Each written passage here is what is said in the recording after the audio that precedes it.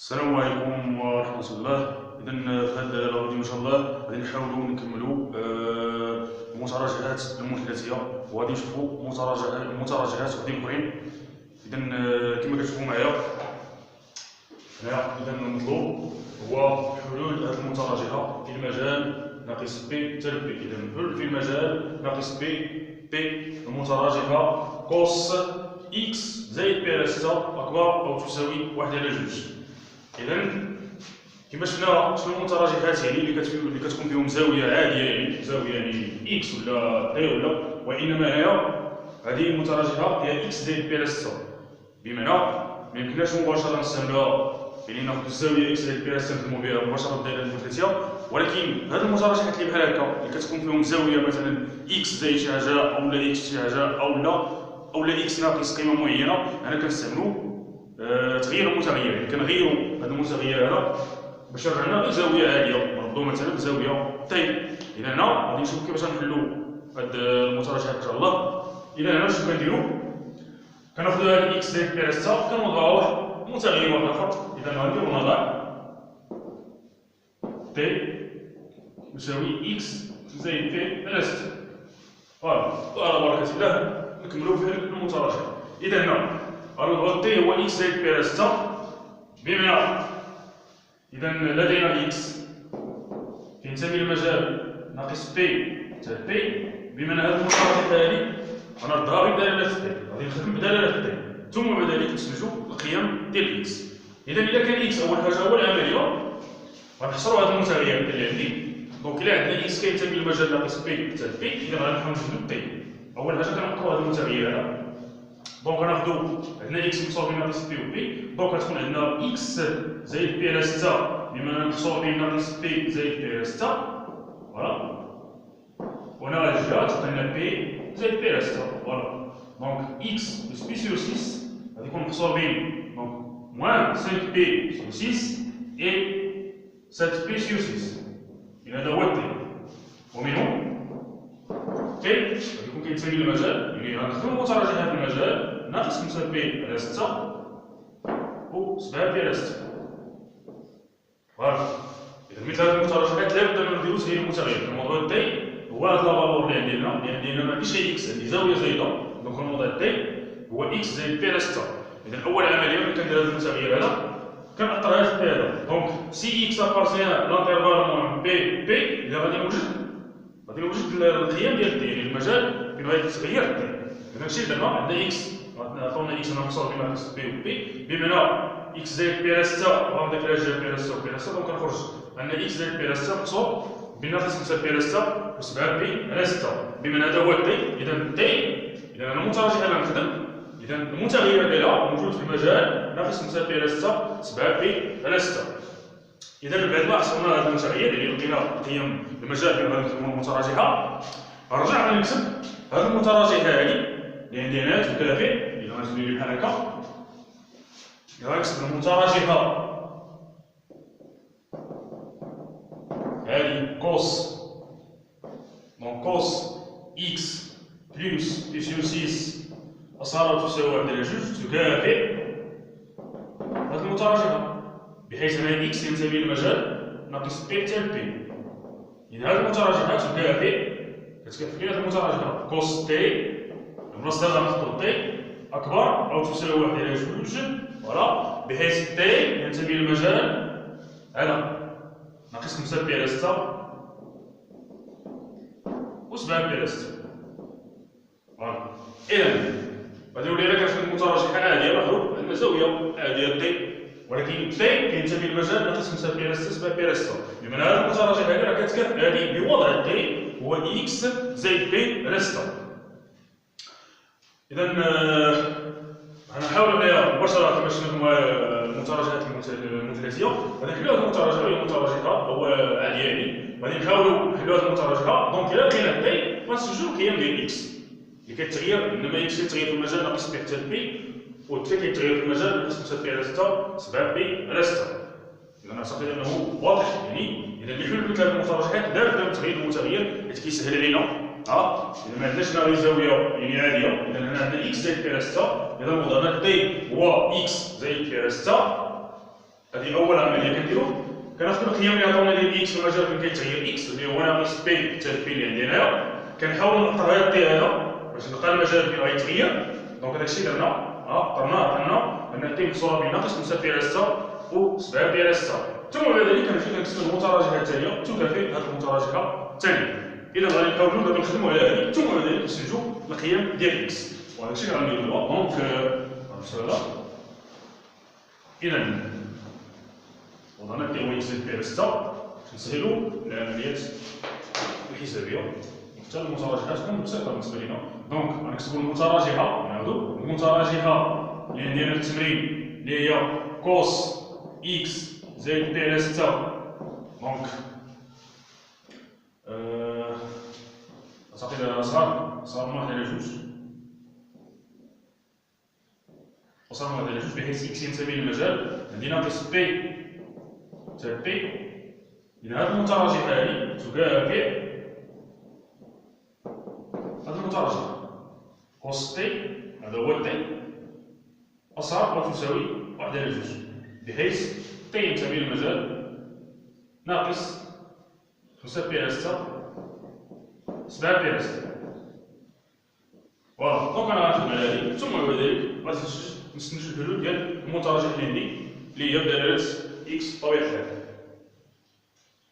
إذا هي هنا بارون نديرو نفس الخطوة، نديرو المتراجعة نحط 1 على 2 نقدرو كذلك نكتبو المسار كيما هادي. إذا عندنا كوس بي أكبر تساوي 1 على 2، إذا هاد المتراجعة هادي كتكافئ هادي. إذا هادو هما الخطاب باش كنمشي.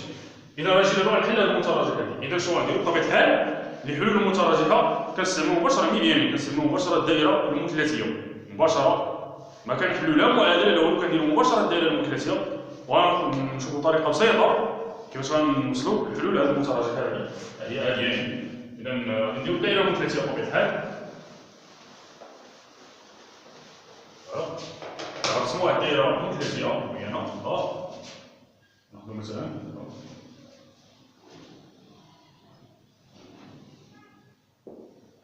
دائرة مثلثية موجهة توجيه مباشر بطبيعة الحال، دائما هاد الحالة. إذا هنا غادي نمثل أولا، إذا أول عملية كندير نمثل المجال اللي غنخدم عليه. هادي هو يعني أول إيطاب، يعني الإيطاب الأولى اللي كندير كنرسم المجال اللي غنخدم عليه. إذا أنا خدام دابا بي، يعني غنرسم ناقص 5 بي على 6 7 بي على 6. إذا فاش نرسمو ناقص 5 بي على 6 غادي نشوفو فين جاية، فقط اللي توصل يعني ناقص 5 بي على 6 اللي هي ناقص بي، دونك هي ناقص 6 بي زائد بي على 6 باغ اكزومبل. دونك هي ناقص بي زائد بي على 6. هذا مثال ناقص 5 بي على 6 هي ناقص بي ونضيف لها بي على 6، أو لا بشكل آخر يعني نرسم غير 5 بي على 6 اللي هي بي ناقص بي على 6 ونضرب هاد الزاوية هادي الفصول ديال هاد النقطة هادي ناقص. دونك غنرسمو 5 بي على 6، عارفين بأن بي على 6 هنا، دونك بي على 6 تقريبا هي هادي. دونك هنا 5 بي على 6 فوالا. دونك إلا كانت هادي 5 بي على 6 بمعنى أن هادي ناقص 5 بي على 6 هي المماثلة ديال هادي بنفس الزاوية اللي هي ناقص 5 بي على 6 فوالا. إذا شنو كيفاش كنحطو الأباصيل الدائرة المثلثية؟ إذا ناقص 5 بي على 6 هي المهمة هادي فوالا نستعملو هذا ناقص 5 بي على 6 اللي هي أصلا مطابقة مع 7 بي على 6 مجموعة من الأباصيل. هذا الأصول رئيسي لأنه كينتمي للمجال ناقص بي حتى بي، أو لا هي ناقص بي يعني ناقص بي ونضيف لها بي على 6، هي ناقص بي ونضيف بي على 6 لأن هذه ناقص 5 بي على 6 هنا جاية. إذا غادي نمشي غادي نعمر الدائرة المثلثية المثلثية إذا غادي نوصل حتى 7 بي على 6. إذا إلا كانت هذه ناقص 5 بي على 6 إذا شنو غيكون قبل لنا بطبيعة الحال ناقص بي. دونك ناقص بي غتكون هنا غير باش نبداو هذا المجال خدامين من هنا هنا غنبدا.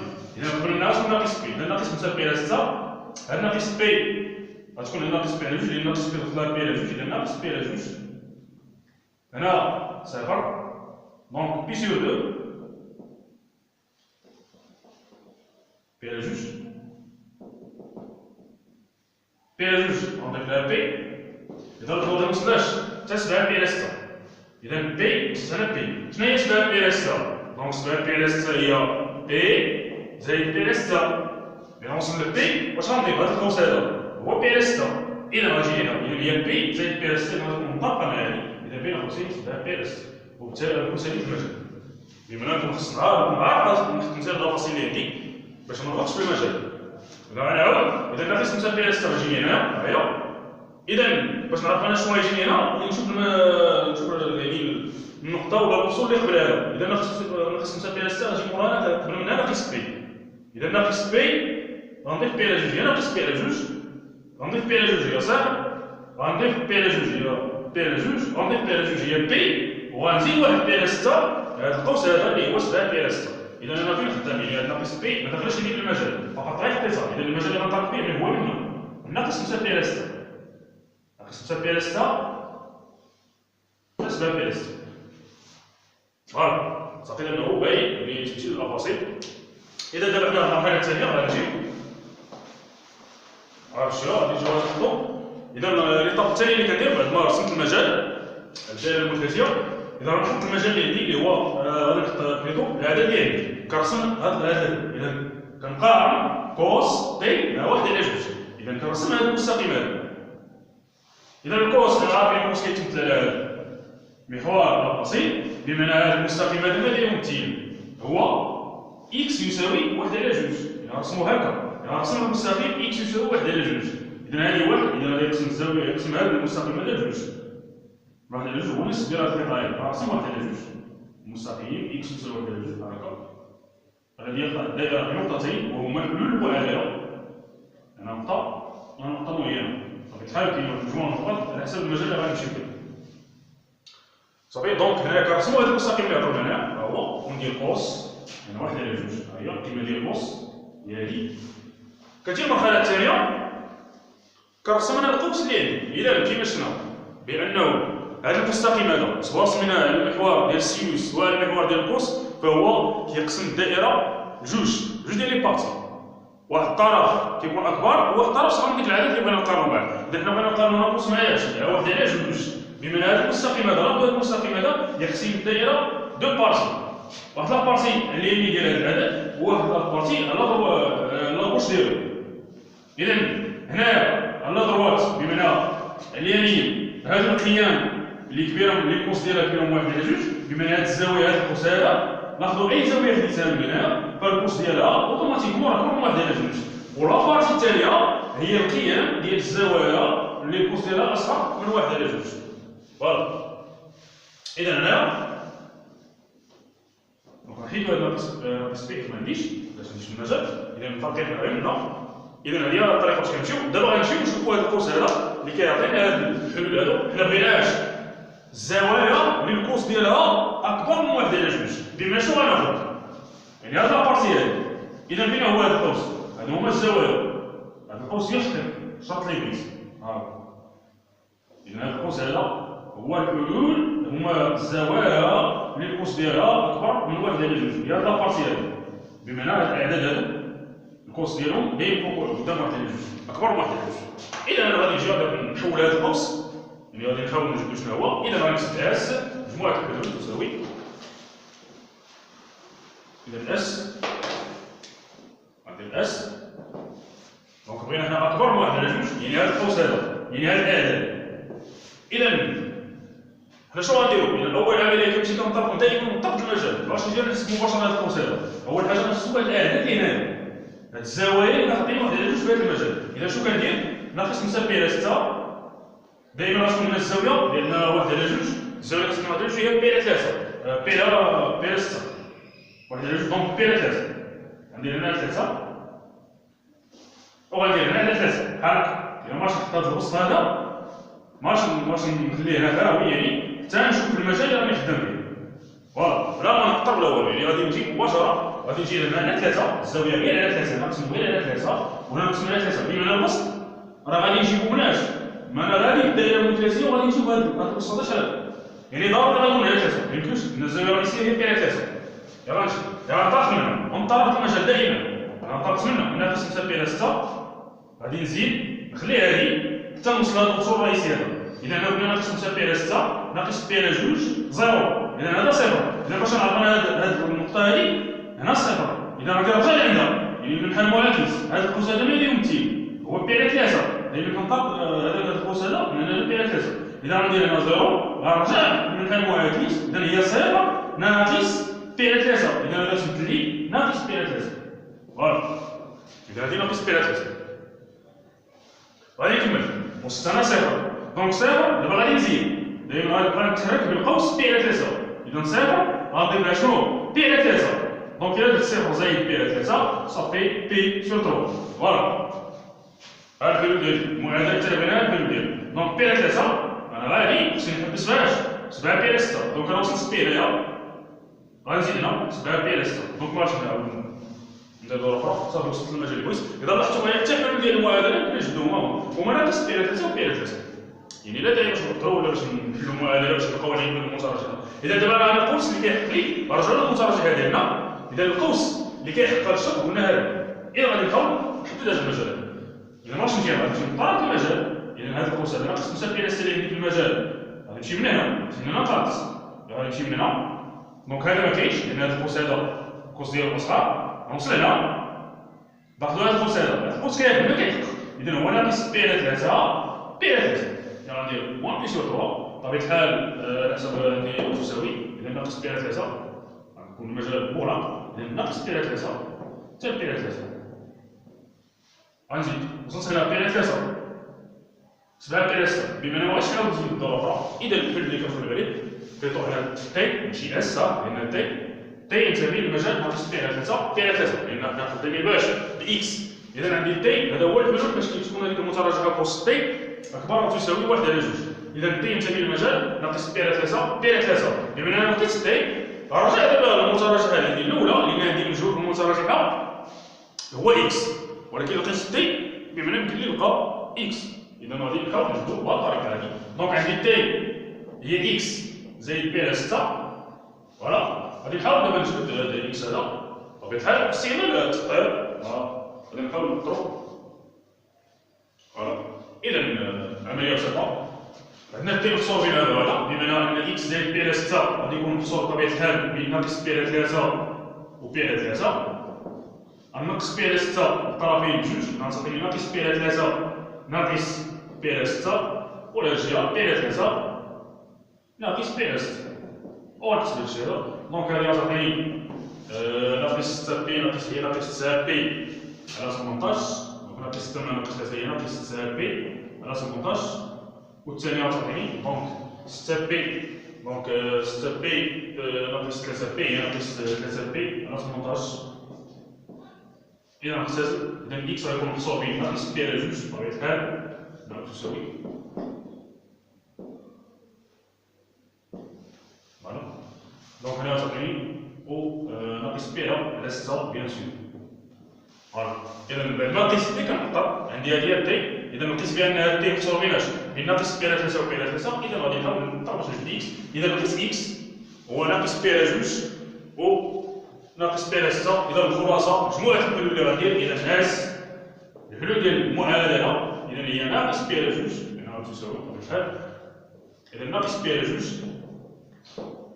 وناقص بي على 6 اخيرا هما الحلول ديال هذه المتراجعه اللي عندنا. اذا كما شفتوا هنا بطريقه بسيطه فقط يكفي اننا ننظم مزيان الافاصيل ديال الدائره المنفصله، خصنا ضروري نعرفوا نحطوهم عند الدائره المنفصله، وكنرسموا خط المستقيم بطبيعه الحال، ودائما نبداو من طرف المجال، والى عندنا بحال هذه المعادله المتراجعات المنفصله كندير لهم تغيير المتغير باش نلقاو هذه الحلول ديال المتراجعات، يعني كنلقاو المتغير تي ثم بعد ذلك كنستنتجوا اكس. هذا مثال سهل يعني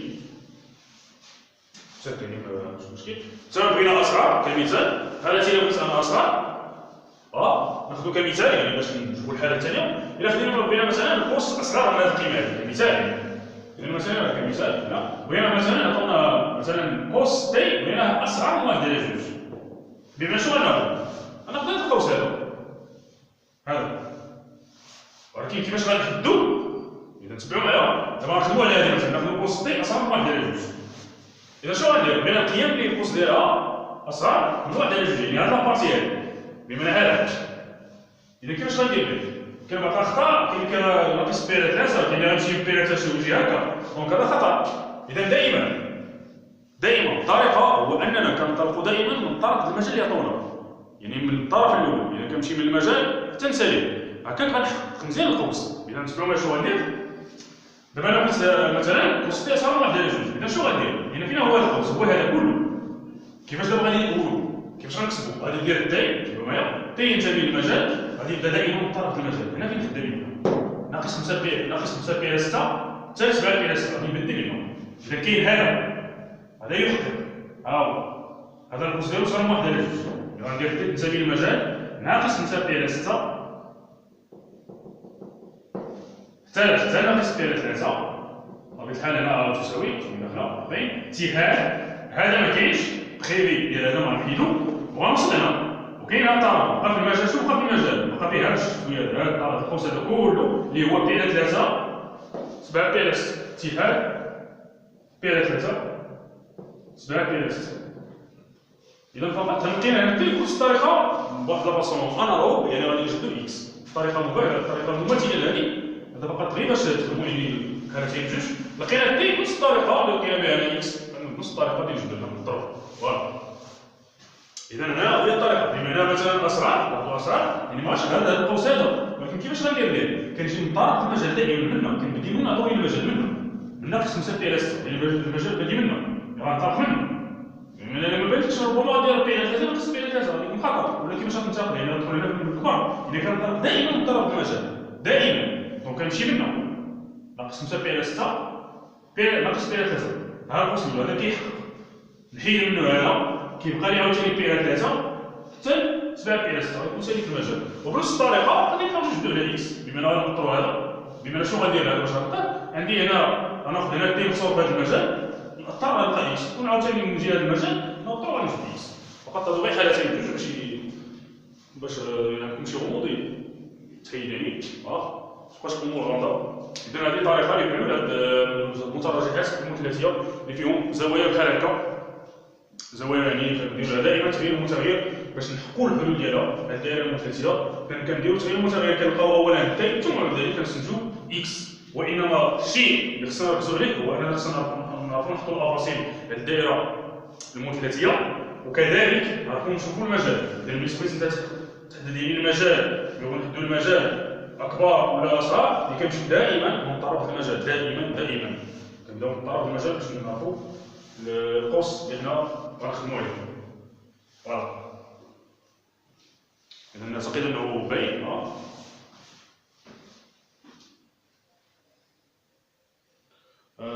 ناخذ مثال ثاني باش نرسخوا هاد المعلومات.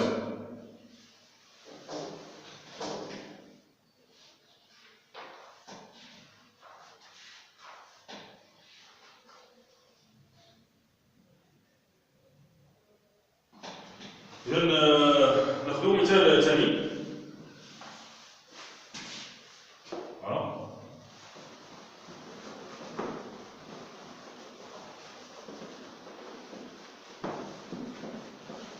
ناخذ مثلا المتراجعة cos 2x inférieur à 1/2 moins 2p 0. يعني السؤال يقول هل في مجال I نقي جوج بي 0 المتراجعة cos 2x inférieur à 1/2. فوالا. إذا المطلوب هو الحلول المتراجعة cos جوج x أصغر من 1 على 2 في المجال نقي جوج بي 0. إذا بنفس الطريقة اللي خدمنا بها المتراجعة السابقة عندي هنا شنو؟ عندي جوج اكس، بما أن ضروري نتغير المتغير، ضروري ما ندير تغيير المتغير باش نحدد هذه المتراجعة هذه. إذا غنوضع تي بطبيعة الحال هو جوج اكس. فوالا. إذا نديرو نضع تي هو جوج اكس. إذا شنو غندير؟ غادي نحاول نجبد المجال اللي غنخدم فيه. إذا كان اكس هو هنا، إذا لدينا اكس محصور بناقص ينتمي للمجال ناقص جوج بي وصفر، اوتوماتيكمون بطبيعة الحال تي غينتمي للمجال غنضربو تي هو جوج اكس غنضربو على جوج، دونك ناقص 4 بي صفر. فوالا. إذا تي اللي غنخدم فيها في هذه الحالة غادي يكون هو ناقص 4 بي حتى صفر. إذا كنجي هذه المتراجعة كما درت البنات، إذا غنكتب المتراجعة مثلا هذه نسميوها المتراجعة أو كمثال. متراجعة أو تكافئ هذا المتراجعة ترجع الدلالات تي. إذا هذا الموضوع تي غتولي لي كوس تي أصغر صار قطعا من 1 إلى 2 بحيث A ينتمي للمجال ناقص 2 B 0. فوالا. إذا هذا المسائل المتابعة ديالنا لقينا بأن هذا المتراجع الذي دال D كتكافئ هذه. وسط T صار من 1 إلى 2 بحيث T ينتمي للمجال ناقص 2 B 0. إذا بنفس الطريقة اللي مشينا بها أول عملية غادي نرسم المجال ديالي نرسم الدائرة المثلثية ونرسم المجال اللي عندي هو ناقص 2 بي 0 ثم بعد ذلك نلقى تي ونستنتج القيم مجموعة الحلول ديال المتغير إكس. فوالا. إذا رسمنا دائرة مثلثية بطبيعة الحال نديرو واحد الدائرة. فوالا. موجهة توجيه مباشر دائما. إذا رسم المجال ناقص 2 بي تاع صفر، إذا دائما منها مباشر دائما. إذا ناقص 2 بي كما عارفين بأن الأعداد كما شفنا ديجا الأعداد الزوجية كتجينا، الأعداد الفردية هنا وهنا القيم اللي على جوج. إذا هنا ناقص 2 بي بطبيعة الحال غتجي هنا، إذا موان 2 بي. فوالا. إذا عمرنا المجال هو الأول، نعمر الدائرة نرسم المجال اللي عندي، الدائرة المثلثية. إذا يعني أول عملية هو أنك ترسم المجال الدائرة اللي عندك. الدائرة المثلثية هي غادي نرسم المجال اللي عندي على الدائرة. إذا ناقص 2 بي، إذا باش نعرفو أوريجينينا دائما كنضيفو بي على جوج. إذا ناقص 2 بي زائد بي على جوج ها هي ناقص 2 بي غنضيف لها بي على جوج، بمعنى هي ناقص 3 بي على جوج. إذا غادي هنا فاش ناقص 3 بي على جوج. فوالا. ناقص 3 بي على جوج غنضيف لها بي على جوج لهادي. شحال غتعطيني؟ إذا ناقص 3 بي على جوج غنضيف بي على جوج اللي هي ناقص 2 بي على جوج اللي هي ناقص بي. عاوتاني ناقص بي غنضيف لها بي على جوج هي ناقص بي على جوج.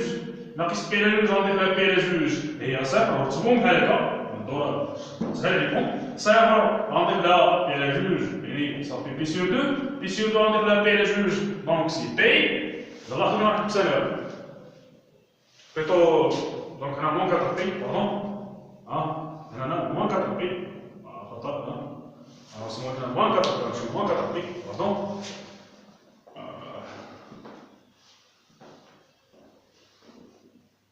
نرسمو المجال الذي عندنا كينتمي للمجال ناقص 4 بي حتى بي. إذا غادي نحطو هنا ناقص 4 بي دائما الموجة الزوجية كتجينا. هنا ناقص 4 بي غنضيف بي على جوج.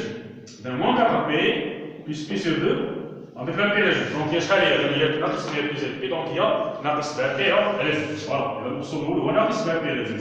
ناقص 7 بي على جوج غنضيف لها بي على جوج دونك هي ناقص 6 بي على جوج اللي هي ناقص 3 بي. ناقص 3 بي غنضيف لها بي على جوج دونك هي هي ناقص 3 بي زائد بي على جوج. إذا هي ناقص 6 بي هي ناقص 5 بي على جوج. هي ناقص 5 بي على جوج. ناقص 5 بي على جوج غنضيف لها عاوتاني بي على جوج دونك هي موان 2 بي. أهو. إذا غادي التناقض صافي. إذا موان 2 بي غنضيف عاوتاني واحد بي على جوج لهادي عاطيني هي ناقص 3 بي على جوج. ها هي الفوق. ناقص 3 بي على جوج غنضيف لها بي على جوج دونك شحال غتعطيني؟ هي موان بي بيان سور. إذا ناقص 3 بي على جوج غنضيف لها دايما بي على جوج هي ناقص 2 بي على جوج هي ناقص بي. ناقص بي غنضيف لها بي على جوج غتعطيني ناقص بي على جوج. فوالا. ناقص بي على جوج غنضيف لها بي على جوج غادي نوصل لصفر وغادي نكون ساليت الانترفال ديالي. أعتقد أنه واضح. إذا غادي نعاود مرة ثانية. إذا المجال ناقص 4 بي حتى صفر هو اللي غنرسمو الأول في الدائرة. خصني نرسم الدائرة المثلثية هي الأولى. إذا غادي نطلق موان 4 بي كنمشي دايما بي على جوج. موان 4 بي غنضيف لها بي على جوج هي ناقص 7 بي على جوج. ناقص 7 بي على جوج غنضيف لها بي على جوج هي ناقص 3 بي. ناقص 3 بي غنضيف لها بي على جوج ناقص 5 بي على جوج. ناقص 5 بي على جوج غنضيف لها بي على جوج هي ناقص 2 بي. وكنمشي بي على جوج دائما حتى نوصل القيمة صفر اللي عندي في المجال. توصل إلى غادي نرسم المجال ناقص 4 بي صفر. نلاحظوا هنا ناقص 4 بي ناقص 2 بي صفر إلى آخره. ورتبوهم بحال هكا على الأول الثاني الثالث إلى آخره باش تسهل لكم العملية ديال الحلول. إذا دابا غادي نحلو المتراجحة. غادي نرسمو كما درنا قبل. غادي نرسمو يعني كنخدمو على البوست. غادي نرسمو المستقيم إكس يساوي 1 على جوج. فوالا. غادي يقسم لنا الدائرة لجوج دائما. هاهي 1 على جوج. بحال قلت تقريبا القيمة ديال البلاد. إذا 1 على جوج. إذا 1 2. فوالا. إذا بنفس الطريقة إلا لاحظوا بأننا ما غيرناش القيمة ديال القوس باش نفهموا مزيان واش نعرفوا المجال وتغيير المشاريع. دونك هنايا غادي نشوفوا اذا شفنا بانه غادي نحطوا بعدا اولا هذا الفيلم ديال المعادله، الزاويه اللي كتخلي الكوس ديالها واحده في هذا المجال. اذا شنو غندير لها؟ غندير على 3، ركزوا معايا كنديروا لها غير على 3، يعني الزاويه على 3. عاوتاني غتجي هنا كذلك كاينه زاويه هنا على 3. واش القيمه ديال الوسط هي غادي نشوفوا نجيبوها مناش؟ من الدائره المنحسبه. نشوفوا شحال مره غندوزو لهاد التفاصيل. اذا غنطلقها بلاش من موان 4 بي، اذا منا موان 4 بي، اذا هاد القيمه هادي هاد القوس هذا كيمثل بي على 3. اذا مشيت هكا غادي نزيد بي على 3، رجعت في السونس انفيرس، يعني رجعت غادي نقص. اذا موان 4 بي هذه هي ناقص 4 بي، غنضيف لها شنو؟ بي على 3. اذا ناقص 4 بي غنضيف لها بي على 3 اللي هي شحال؟ هي ناقص 12 بي زائد بي هي ناقص 11 بي على 3. اذا الحل الاول هنا هو ناقص 11 بي على 3، ناقص 11 بي على 3. فوالا غادي نكمل. راني وصل هنا موان 3 بي، موان 3 بي كاين واحد الحل هنا. اذا هو موان 3 بي حتى ما بالكش غتكمل حتى لهنا. شحال هادي؟ ناقص 2 بي، ولكن غادي نهبط لتحت غنرجع. اذا غتعطيني ناقص 2 بي نرجع لهاد النقطة هادي هي ناقص 2 بي ولكن ناقص بي على 3 لأن رجعت. إذا هي ناقص 7 بي على 3. هو الحل الثاني ناقص 7 بي على 3. فوالا. إذا هنا وصلنا ناقص 2 بي. عاوتاني ناقص 2 بي كاين واحد الحل هنا، واحد الحل آخر. هو نديرو هنا. إذا ناقص 2 بي زائد بي على 3. ناقص 2 بي زائد بي على 3 اللي هو ناقص 5 بي على 3. فوالا. ناقص 5 بي على 3. فوالا. ناقص 5 بي على 3. إذا أنا غادي خصني نلبس بالصفر. إذا أنا وصلنا لاش؟ ناقص بي.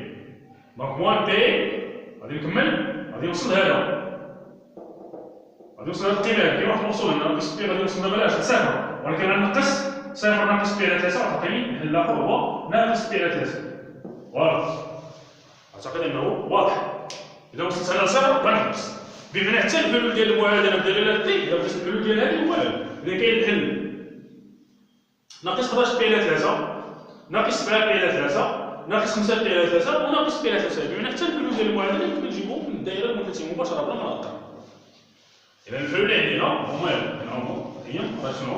الطريقه ديال الجزم. اذا دابا غادي نجيب انا الدي غادي نحل المتراجعه. اول حاجه غادي نرسم القوس اللي عندي. رسم القوس. إذا أنا بغيت القيم باش اللي أصغر من 1 على 2. بمعنى كيما قلنا هذا هو القوس. إذا القوس 1 على 2 كياخذ صفر هنا. هذه الزاوية هذه أكبر إلى صفنا في هذا القوس هذا. أكبر هو الطرف هذا، أصغر هو هذا الشيء. أنا كنقلب القيم اللي القوس ديالها أصغر من 1 على 2. بمعنى نختار القوس اللي غنخدم عليه، يعني اللي هو الحل ديال المتراجعة. فين هو هذا أصغر. كل هذا لابارتي هذه كل هذا القوس يحقق الشرط اللي بغيت. مثلا هنا كيتساوى القوس كياخذ 1 على 2، هنا أصغر، يعني هذه الزاوية هذا ناخذ واحد الزاوية معينة أكبر. إلا بغيتي القوس ديالها تحطو هنا، ناخذ دائما القوس ديال هذا القوس أصغر من 1 على 2. هذه لابارتي أكبر، يعني كيهمني أنا أصغر، إذا هذا هو القوس. إذا غنديرو الدي يسمي ومن بعد نحدو. إذا غنديرو اس ولا الدي بلوطو كنخدمو الدي. إذا الدي ينتمي للمجال. إذا رسمنا هذا المجال، إذا كما قلنا كنطلقو دائما من الطرف ديال المجال. إذا شنو هو المجال اللي عندي؟ ناقص 4 بي. إذا ما تجيش أنت تحسب من هنا، حيت ربما تغلط. إذا ما كنتيش يعني ربما يختلف القوس ولا تختلف عليك الأمور ولا شي حاجة، من الأحسن يعني كنطلقو دائما من طرف المجال. لأن أنت غادي تبدا المجموعة هذه بحال المحور ديال هذا ناقص 4 بي غادي تشتغل من ناقص 4 بي من هنا. فوالا غنطلق من ناقص 4 بي من هنا. إذا ناقص هذا القوس هذا غادي يمشي ناقص 4 بي. هذا القوس ما كاينش. ناقص 4 بي شنو هو سابق هنا؟ إذا كاين هذا شنو هو هذا؟ ناقص 11 بي على 3. إذا عندي صغار ذكروا صغار قطعا من 1 على 2. لأن المتراجعة تدخل الأصغر وصار قطعا من الحلول يكونوا خارجين. لأن صار قطعا من 1 على 2 صار التخديمة. إذا الدي يعني هذا ما كاينش. هذا شنو هو؟ ناقص ناقص 4 بي من طرف المجال دائما. هذا القوس ما كاينش، غنجي منه. هذا ناقص 4 بي على 3 حاجة، لأن عندي قطعا ناقص 11 بي على 3. إذا هنا غيطلق هذا القوس كاين ناقص 11 بي على 3. ناخذو رتبتهم هنا تسهل عليا. شنو هذه؟ ناقص 7 بي على 3. إذا هاد القوس ناقص 11 بي على 3 ناقص 7 بي على 3. خارج اتحاد يعني مازال ما وصلتش حتى لنص صفر، يعني هذا ما كاينش. شنو هو هذا؟ ناقص 7 بي على 3 ناقص 2 بي وصلت هنا، يعني انا ناخذ ثاني هذا، يعني هذا ناقص 5 بي على 3 وجه اتحاد ناقص 5 بي على 3. غنكمل ثالث حتى ناقص بي على 3. فوالا ناقص بي على 3 هذا ما كاينش، ولكن انا وصلت للصفر، يعني غنحبس ما بغيتش نعاود نجي لان دو فوا صافي وصلت للمجال اللي وصلت للصفر اللي قلت صافي، لان المجال محدود في الصفر صافي وصلت هنا. اذا هذا الدي بنفس الطريقه عندنا الدي هو جوج اكس. اذا الا بغيت مجموعه البلوغ ديال اس شنو غندير؟ شنو العلاقه ديال دي مع اكس؟ بما الا بغيت اكس اكس شحال هو دي على جوج، يعني غادي نمشي لهاد القيم نقسمهم على جوج، دونك يصافي مباشره ناقص 11 بي على 6 ناقص 7 بي على 6 اتحاد المجال ناقص 5 بي على 6 وناقص بي على 6. فوالا وغنكون نقيس مجموعة الحلول اللي فوالا. إذا الدي هو إكس هو دي على جوج، إذا نقيس الدي العلاقة إلا بغيت إكس دي هو إكس هو دي على جوج، إلا قسمنا هادو على جوج. وهكا نكون عطيت الحلول ديال المتراجحة.